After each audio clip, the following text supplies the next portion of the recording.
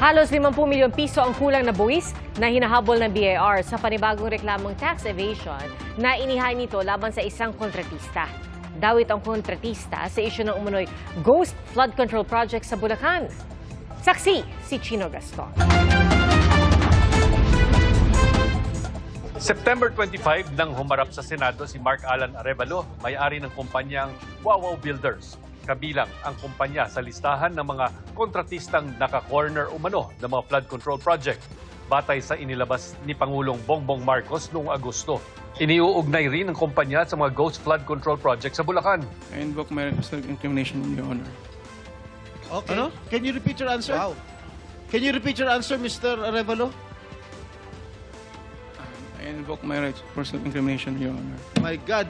Ngayon nahaharap si Arevalo sa reklamong tax evasion at pagkabigong maghain ng tamang impormasyon at income tax at VAT returns. Ayon sa BIR, kaugnay ito sa 77.2 million peso riverbank protection structure sa Malolos, Bulacan. Idineklarang kumpleto na ang proyekto pero wala namang itinayo. Batay sa review ng Commission on Audit at Verification ng BIR. 48.39 million pesos ang hinahabol na tax deficiency kay Arevalo. When he filed his returns, he declared costs for the alleged construction of the project. But since wala naman pong proyektong ginawa, so yung mga dineclare niya doon ng mga deductions, operating cost, are fictitious and existent. Hindi pa raw kasama sa reklamo ang mga politikong iniuugnay sa mga umano'y ghost flood control project sa Bulacan. Lahat po ng mga personalities na lumabas na allegedly involved sa anomalies na ito ay iniimbestigahan po ng Bureau of Internal Revenue. Sinisiguro lamang po natin na pag nag-file tayo ng kaso, ay may maliwanag tayo na pasehan. Sinusubukan ng GMA Integrated News na makuha ang panig ni Arevalo. Ayon kay Ombudsman Jesus Crispin Remulla, dalawa pa ang posibleng madagdag sa tatlong kasalukuyan at dating senador na humaharap sa preliminary investigation ng DOJ sa maanumalya umunong flood control projects. Yung tatlo muna, pero parang meron pang-apat na tinitingnan namin at pang-lima, pero yung isa senador, yung isa hindi na senador. Hindi sila pinangalanan ni Remulla, pero ilang senador at dating senador, pati mga kongresista, ang sumasailalim ngayon sa fact-finding investigation ng Ombudsman.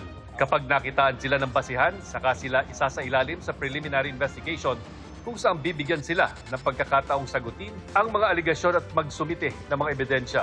Kung may sapat na ebidensya, saka sila sasampahan ng kaso. Sabi rin ni Remulla, magiging matipid na raw siya sa pagbibigay ng mga detalye kung kailang magsasampa ng kaso at posibleng maglabas ng arrest warrant. Kasi it's misinterpreted and some people want to push the issue more and try to put a date. I will not do that. Tapos na tayo ron. I think we've learned our lesson from that. Hindi raw alam ni Remulla kung saan nakuha ni Senadora Amy Marcos ang sinasabi nitong petsang January 15 para sa pagsasampa ng kaso laban kina dating Senator Bong Revilla, Senator Jinggoy Estrada at Senator Joel Villanueva. Buti siya, alam niya. Ako, hindi ko alam yun. So there's no truth to that? Ewan ko na saan nagkagaling.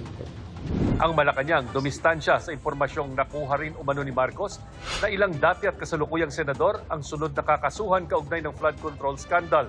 Pinabulaan din ng palasyo ang nakuhang impormasyon ng senadora na bubuwagin sa Pebrero ang Independent Commission for Infrastructure. Wala po na pag-uusapan kung magkakaroon ng replacement, pero nagpapatuloy pa rin po ang ICR. Pero ang in-expect po ng Pangulo ay magkaroon din po ng batas para magkaroon ng Independent Commission. Para sa GMA Integrated News, ako si Chino Gaston, ang inyong saksi. Mga kapuso, maging una sa saksi.